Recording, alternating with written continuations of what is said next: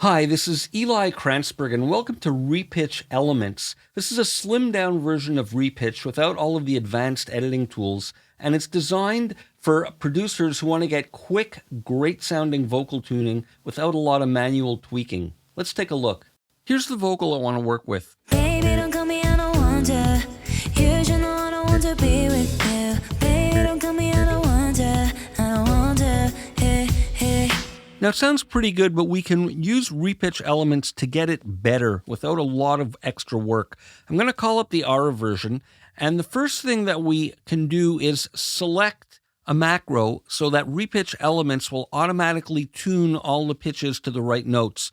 Now, this is a female vocal, so I'm going to choose a high-pitched vocal macro, and I can have it snap the notes to the scale that's measured that it's going to detect. So I'm going to choose that, hit play for a moment, and then hit stop, and it's automatically calculating, and it's tuned everything to the notes in B Dorian. Now, this song is actually A major, which is not dissimilar from B Dorian. It's the same notes, and they'll work fine. We can see the pitches of the scale shaded lighter, and the blackened notes are the ones that don't conform to this key and scale.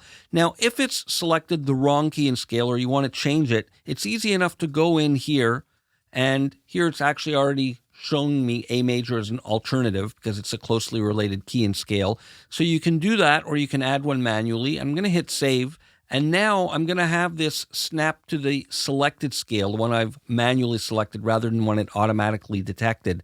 So it's going to warn me about losing any changes that I've made, and I haven't made any yet. That's fine. I'm going to click yes. So it's rescanning it now and tuning it to the notes conforming to the scale that I've chosen. And as I say, the note pitches are actually the same. So let's play through, and you can see and hear the tuning. For example, here, the corrected pitch versus the original pitch, you can see how and where it's tightened it up. There as well, and so on. Baby, don't call me, I don't want to.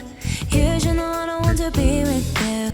All right, so that's already a big improvement. But let's say a note like this where it's tuned it, but there's still a lot of pitch modulation within the note. The pitch is moving, and I want to have it not move as much. I can grab in this hot spot at the top and just tighten up the modulation so it doesn't move as much. So now this is the corrected pitch trace versus the original. Baby, don't call me, I don't want to. You should know I don't want to be with you. Much better. Baby, don't call me, I don't want to. I don't want to. Hey, hey. You were my heart, I won't forget that. So same thing here. I'm going to tighten up the amount that the pitch is modulating. Now I want to play it back, but I don't want to play from the beginning. So I'm just going to select this, hit Y, and it'll create a playback range and play just that selected area. You were my heart, I won't forget that. And all you're going to me being good. You were my heart, I won't Great, so that's working nicely, and let's continue. forget that. And all you're going to me being good. You should Here again, I'm going to just tighten this up so we don't get that big drop. And again, I'll create a playback range by pressing Y. and all you're going to me being good. You should know that you haven't. And all Great, so let's continue now and see what else needs to be done. you're going to me being good. You should know that you haven't chance now. Haven't chance now, baby. So for example, this baby, it's not wrong, doesn't sound bad, but maybe aesthetically I want to just flatten it out a little bit. And let's listen to that.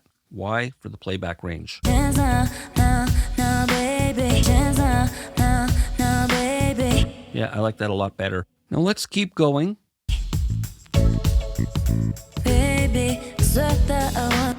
Now, let's say I want to make a change here, but rather than adjusting the modulation, maybe I want to adjust how the algorithm has tuned it. I can press C to bring up the center note tool, and then I can have the pitch correction as strong or as weak as I want, or the pitch drift over time like that, so I can kind of change the center of the focus of the pitch that way. And now I'm going to press Q to go back to my main tool, and let's listen to that. Baby, so that I want. So in this case, I didn't like it so much. That's fine. I'm going to deselect and just go like that, and that should do it. Baby, so that I want some quick. Baby, so that I. Now that sounds nice, but maybe I want to just transpose the whole note. I can bring this up to an E.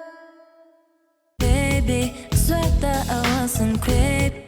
Now that's great, but let's say I want to change one of the notes and not have it snap to the tuned semitone. I can hold down the Option key and drag freely. Now that'll sound out of tune. Baby, swear that I was.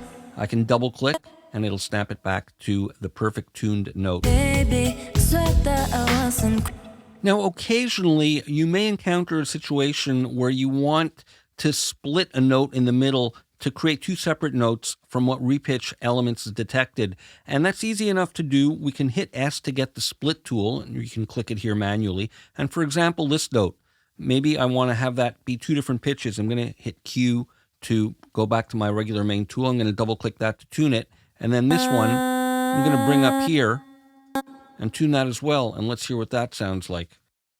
Baby, swear that I wasn't crazy.